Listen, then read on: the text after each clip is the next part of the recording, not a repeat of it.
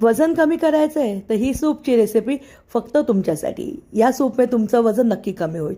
इथे आपण घेतलेला आहे एक मध्यम आकाराचा कांदा, 1/2 किलो वजनी टॅमॅटो घेतले, कोथिंबिरीच्या काड्या घेतल्यात, एक तमालपत्र आहे आणि एक बीट आहे. कुकरमध्ये 1 टेबलस्पून तेलामध्ये थोडंसं जिरं घातले, कांदा परतून घेतला आहे, त्यामध्ये कोथिंबिरीच्या काड्या, एक तेजपत्ता टाकलेला आहे. आता फाईन चॉप केलेले इथे किंवा रफली चॉप केलेले टॅमॅटो आणि बीट घालायचे, परतून घ्यायचं आहे.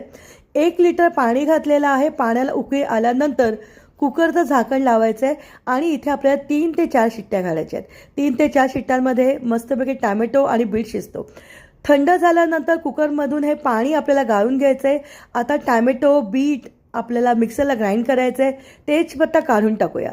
आता मिक्सरला ग्राइंड करत असताना यामध्ये 2 मध्यम आकाराचे मी लसूण टाकलेले आहेत.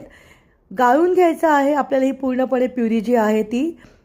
यामध्ये ॲडिशनल पाणी अजिबात घालू नका, कारण आपण 1 लिटर पाणी जे घेतलेत त्या 4 लोकांसाठी इनफ सूप तयार होतं.